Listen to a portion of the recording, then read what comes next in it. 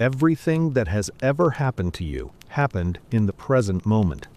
Every breath you have taken entered your body now before becoming memory. Every conversation you replay, every decision you regret, every success you recall was once experienced here, physically, temporally, unmistakably, before it dissolved into the past. The future has never been lived. The past no longer exists. They persist only as mental constructions, images, sensations, stories assembled and replayed by the mind. What remains real, tangible, and active is the narrow slice of time you are occupying at this instant. This is not a spiritual claim or a philosophical posture. It is a physical reality. Your body lives nowhere else. It breathes now. Your heart beats now. Muscles tense and release now. Light strikes the retina now. Even thought itself, the intricate machinery of memory, imagination, planning, unfolds as electrical and chemical activity occurring only in the present. There is no future moment in which you will act. There is no past moment in which you can intervene. Everything that can be done must be done here.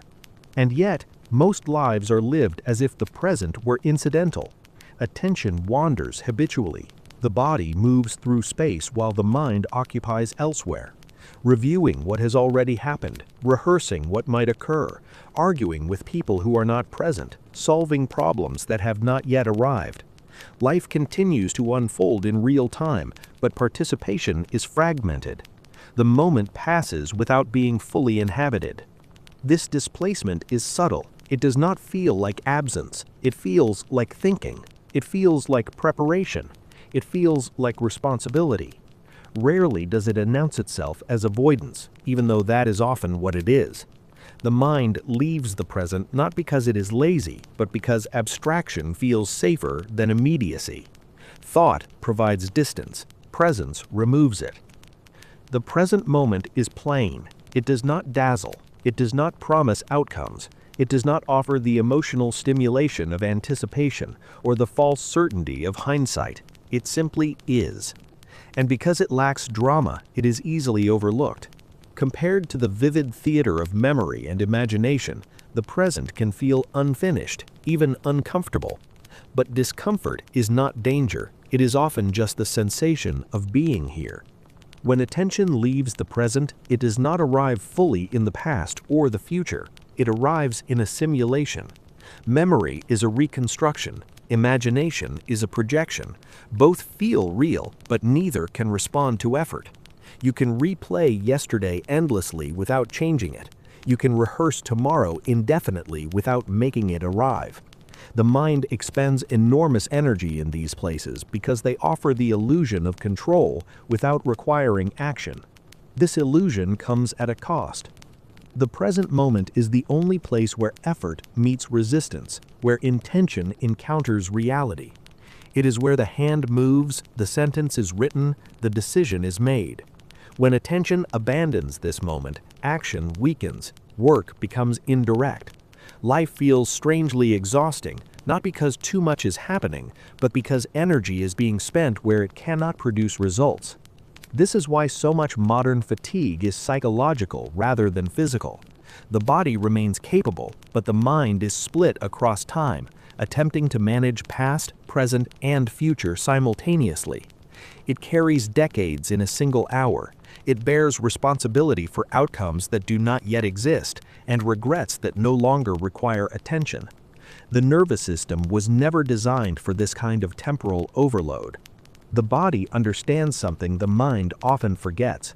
Life happens sequentially. One step, one breath, one action. When attention aligns with this reality, effort becomes cleaner, not easier, but more accurate.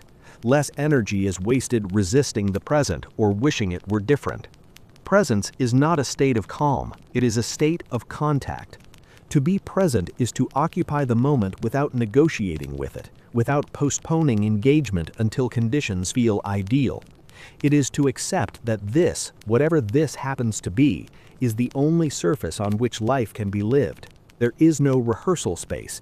There is no later moment where courage will be cheaper or clarity guaranteed. This is the stage. This realization often provokes resistance. The present demands something immediate: attention, effort, participation. It does not allow escape into abstraction. It does not offer the safety of postponement. To remain present is to accept uncertainty without anesthetic. It is to act without knowing how the entire story will unfold. This is why the mind drifts, not because it is weak, but because presence exposes it. Yet presence is also the source of stability. When attention returns to the body, to the environment, to the task directly in front of you, the mind regains its scale.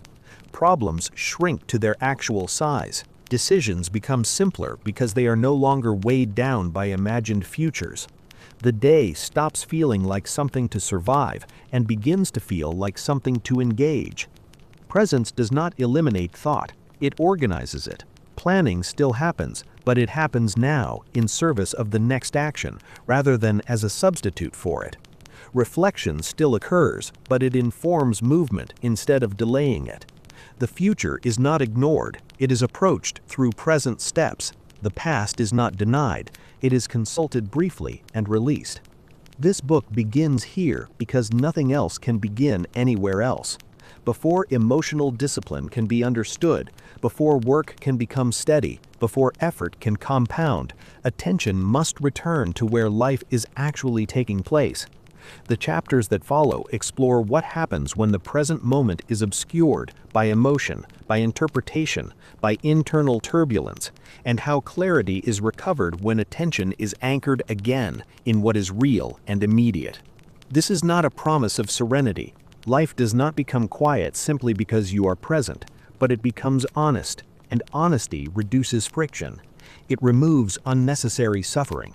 It strips away the extra weight added by imagination and regret. Everything that follows rests on this foundation. You have never lived anywhere but here.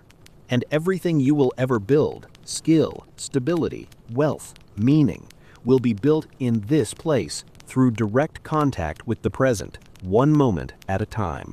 When attention settles into the present, something subtle becomes visible. The moment itself is rarely the problem. The difficulty people experience is not usually rooted in what they are doing, but in how much else they are carrying while trying to do it. The present becomes heavy only when it is crowded with time that does not belong to it. This is why presence feels lighter, even when the work is demanding. A single action, taken fully, requires less energy than a single action resisted by memory, imagination, judgment, and anticipation all at once. The mind exhausts itself, not through effort, but through division. It pulls against itself, attempting to be everywhere except where the body already is. Living this way gradually produces a strange inversion. The person begins to feel constantly busy, yet oddly unproductive. Hours pass, but little feels complete. Tasks remain open loops. The day ends with the sense that something important was missed, though it is hard to say what. This is not a failure of intelligence or ambition. It is the natural result of attention that never fully arrives. Presence, by contrast, has a grounding effect that is difficult to describe until it is experienced. When attention stops scattering across time, the moment regains its boundaries. The mind no longer tries to solve the entire day at once. It engages with what is immediately required and releases the rest. There is a quiet relief in this narrowing, not because life becomes smaller, but because it becomes manageable again. Yet even when this truth is understood intellectually, it is rarely lived consistently. Attention drifts back into old habits almost immediately. The mind is quick to return to anticipation, worry, self-critique, and mental rehearsal. Presence is fragile, not because it is weak, but because so many forces pull against it. One of the strongest of those forces is emotion. Emotion has weight. It presses against attention, bends perception, and alters the texture of the present moment. A subtle anxiety can make the air feel thicker. A lingering frustration can sharpen every sound and movement. A sense of urgency can make even stillness feel like failure. Emotion does not remove us from the present, it distorts it. This is where presence alone proves insufficient.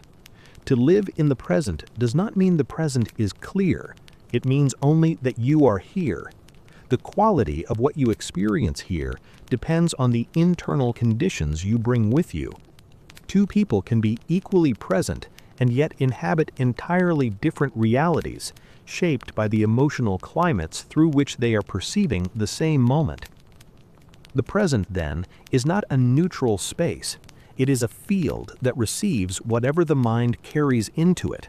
And unless that internal climate is understood, presence can feel unstable, uncomfortable, even overwhelming.